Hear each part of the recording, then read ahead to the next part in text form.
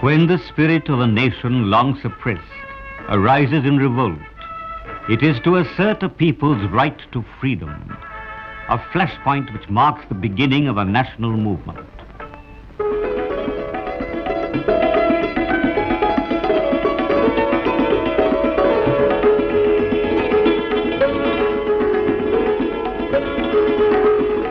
Since earliest times, India was a country open to all cultures, and yet throughout the ages, she has maintained her essential identity and basic unity. As Jawaharlal Nehru has said, the past of India, with all its cultural variety and greatness, was a common heritage of all the Indian people, Hindu, Muslim, Sikh, Christian, and others. It was in this spirit of tolerance that early in the 17th century, the British East India Company received permission from the Mughal Emperor to start a factory at Surat. By 1690, the British had gained a number of footholds in India, and their business had prospered because, as Brooke Adams puts it, possibly since the world began, no investment has ever yielded the profit reaped from Indian plunder. From these bridgeheads, the British started to spread inland through military conquests.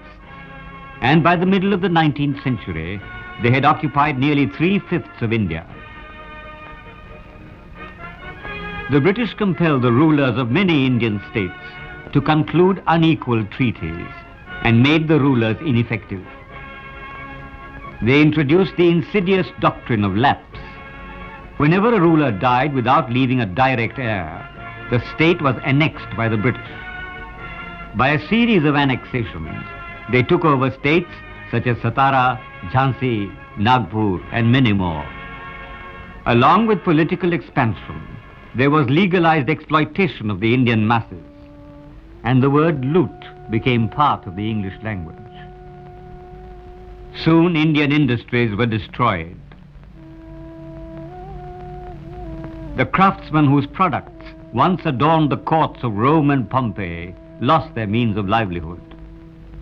As Jawaharlal Nehru noted, British policy deliberately disintegrated the whole economic and structural basis of Indian society. Artisans and craftsmen were forced back to the villages, and even there, in the words of Lord Bentinck, the misery hardly finds a parallel in the history of commerce. The bones of the cotton weavers were bleaching the plains of India. At such a moment in history, the people of India were in turmoil and decided to fight the British. The British were not only enslaving the people of India, but were a threat to the cultural and religious life of her people.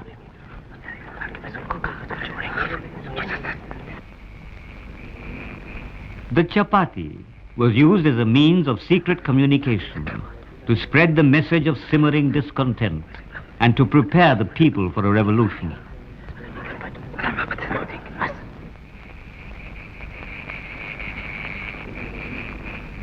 At this time, Nana Sahib of Bithur was traveling to various capitals to seek help in organizing a united front against the British. In 1857, the British introduced cartridges greased with animal fat. These had to be bitten before loading the gunpowder. Since the sepoys were not told what type of fat it was, many refused to accept the cartridges on religious grounds. When the 19th Regiment stationed at Barrackpore near Calcutta refused to accept the cartridges, the unit was disbanded. The sepoys resented the high-handedness of the British authorities. According to British Army records, on the 29th of March, 1857, Mangal Pandey, a sepoy with 7 years' service in the 34th Regiment, moved up and down near the quarter guard and asked his comrades to defy the British. जब हमारे मुसलमान भाई पूछते हैं, ये कहते हैं स्वर की चर्बी नहीं है। मैं पूछता हूं आखिर किसकी चर्बी है? ये फिरंगी हम लोगों में फूट डालना चाहते हैं, हमारे धर्म और तहजीब को नष्ट करना चाहते हैं। A British sergeant major rushed to the scene. He ordered Mangal Pandey to stop and asked Ishwari Pandey, an officer on duty, to arrest him. They ignored him. Mangal Pandey said, "This is the time to strike." हम लोग अब पीछे नहीं हट सकते। निकलो बाहर और इनको निकालें। निकलो भाइयों, हमारे साथ इनको निकालने के लिए। A British lieutenant charged forward on his horse. Mangal Pandey shot the horse from under the officer. The colonel of the regiment ordered Mangal Pandey to be arrested. The soldiers disobeyed him. Pandey turned his gun on himself and fired. He was wounded. Mangal Pandey was arrested. After a court-martial, he was hanged.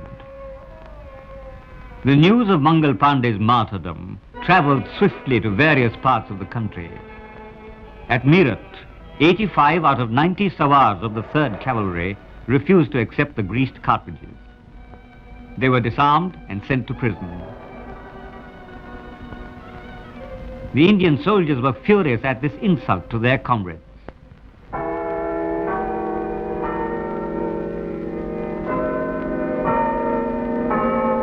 On Sunday, the 10th of May, British soldiers and officers were attending church. Sepoys of the 3rd Cavalry seized weapons from guard rooms and stormed the jail to release their comrades. They attacked their British officers and burnt their houses. The sepoys of the 14th and 20th Regiment joined them. The revolutionaries then marched to Delhi. On the way, a large number of villagers joined them.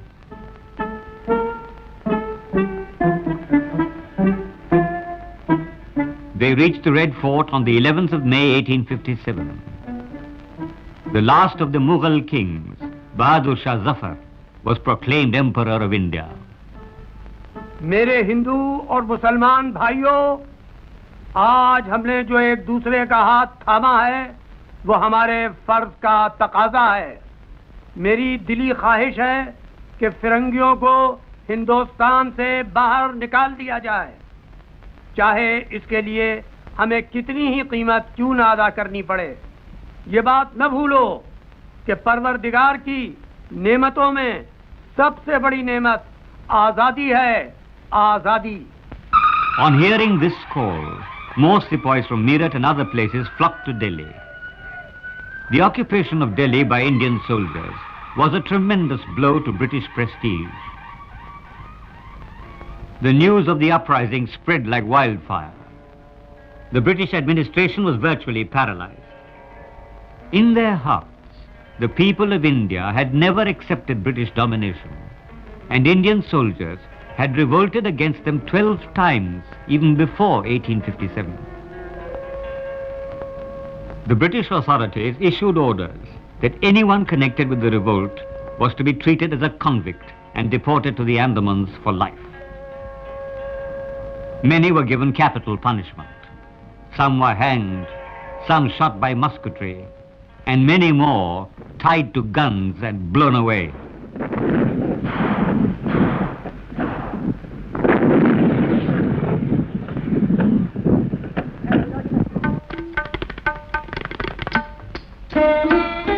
These are the ruins of the Residency in Lucknow, the source of British power after they deposed Wajid Ali Shah, the Nawab of Awadh, in 1856.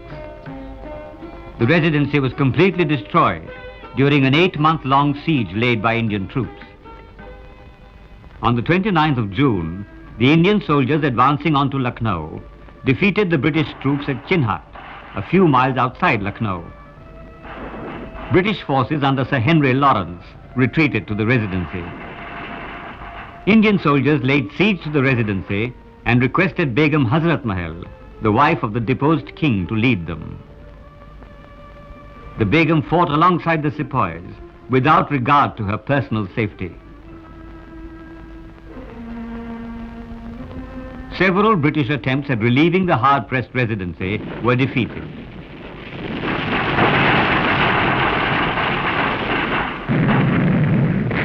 The British suffered heavy losses.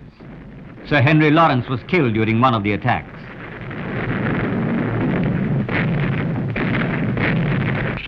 The British finally succeeded in recapturing Lucknow in March of 1858. Indian soldiers revolted at Danapur. Under the leadership of Kunwar Singh of Jagdishpur, they occupied Ara. Kunwar Singh set up his own administrative machinery in this building. When heavily armed British forces attacked his position, the Indian soldiers put up a valiant fight before retreating.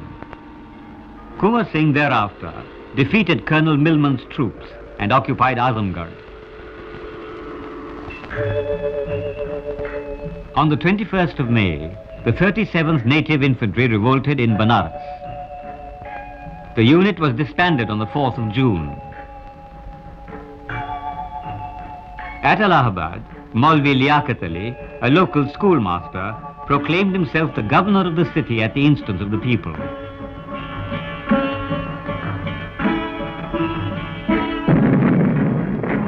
Colonel Neil's regiment stormed Banaras and Allahabad and carried out indiscriminate shooting and hanging of Indian freedom fighters without regard to their age or sex.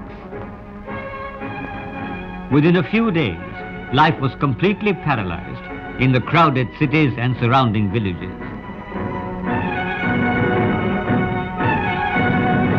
It is said that from every tree, bodies of Indian patriots were hanging, and every village within the reach of Colonel Neil was up in smoke.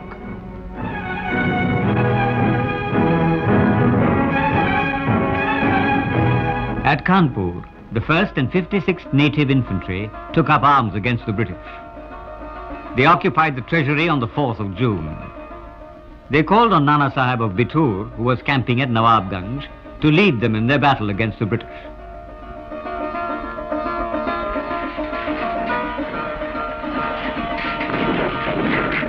The Indian troops advanced on to Kanpur under the leadership of Nana Sahib and his general, Tatia Tope. The British forces withdrew to an entrenchment. Nana's forces laid a siege which lasted for 20 days. On the 25th of June, Nana Sahib's advisor, Azimullah Khan, carried a letter to the besieged British forces promising safe passage to Allahabad if they surrendered. Wheeler's forces surrendered the next day. The British soldiers and their families embarked onto 40 boats. When the Indian boatmen left the boats to come ashore, due to a misunderstanding, some Englishmen opened fire on them. This led to the grim tragedy of the destruction of all the boats.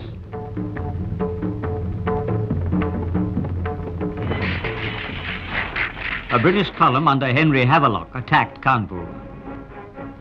Nana Sahib marched out with nearly 5,000 men and set up a strong defensive position at Fatehgarh on the Grand Trunk Road near Kanpur.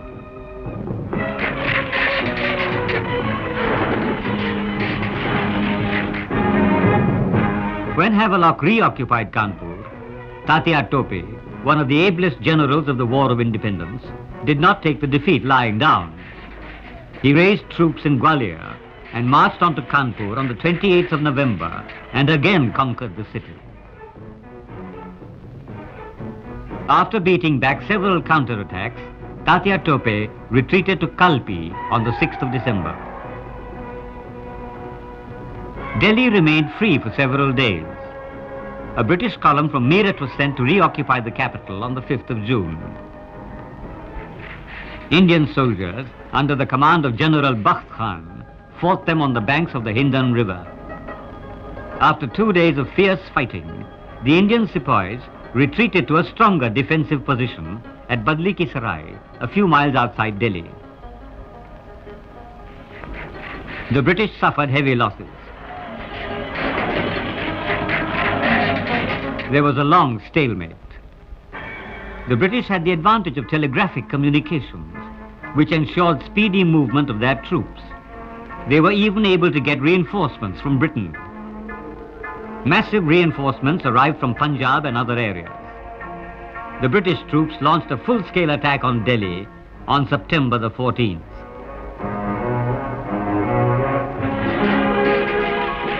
The Indian troops fought so bravely that the Commander-in-Chief of the British Army, General Sir James Outram, said, "There never was a bolder feat of arms." The battle continued for 7 long days. Finally, the British blasted the Kashmiri Gate with heavy artillery fire.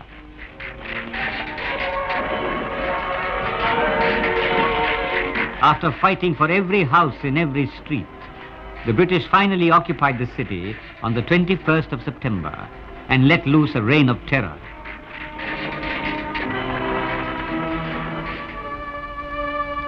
When Major Hudson promised to spare the lives of his family, Bahadur Shah Zafar, who had taken shelter in Humayun's tomb, surrendered. Hudson arrested 2 of his sons and 1 grandson and personally shot them dead without a qualm. When Hudson asked the tortured Shahenshah, "Have you finished wiping the tears from your eyes?" Zafar replied, "Hudson, emperors do not weep." Bahadur Shah Zafar was exiled to Rangoon. He spent his last days praying for the freedom of his country. Before his death, the poet in him cried out, दफन के लिए 2 गज जमीन भी न मिली कुएं यार में. Indian troops at Jhansi revolted on the 5th of June 1857. At the people's request, Rani Lakshmibai of Jhansi assumed the responsibility of leading them. The Rani wrote to various rulers to unite in the fight against the foreigners. This is the fort at Jhansi, made famous by deeds of extreme courage. The stones of its walls and ramparts are impregnated with the blood of countless men and women who made the supreme sacrifice for the country's freedom. In March of 1858, British troops under General Hugh Rose attacked Jhansi. Under the inspiring leadership of Rani Lakshmibai, her troops offered gallant resistance. These guns under the command of Ghaus Khan never ceased firing. Even women were working on batteries and distributing ammunition. On the 4th of April 1858, when the situation became critical, the soldiers pleaded with Rani Lakshmibai to leave Jhansi. She left through this gate and joined the troops of Tatia Tope, the Nawab of Banda, Rao Sahib and others at Kalpi.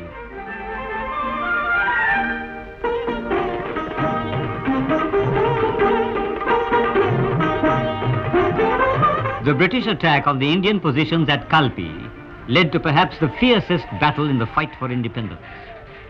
Indian troops inflicted heavy casualties on the attacking forces. The Rani of Jhansi and Tatia Tope showed exceptional qualities of leadership.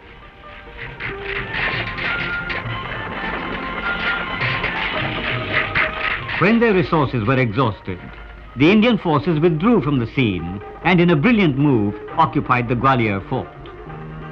The Scindia's forces joined Tatia Tope and Rani Lakshmibai.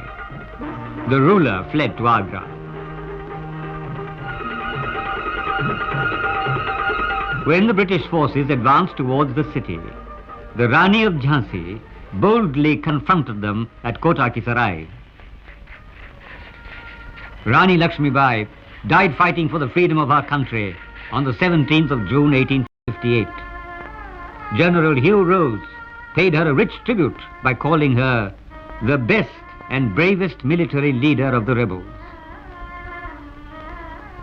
Tatia Tope continued his fight against the British for several more months in guerrilla warfare.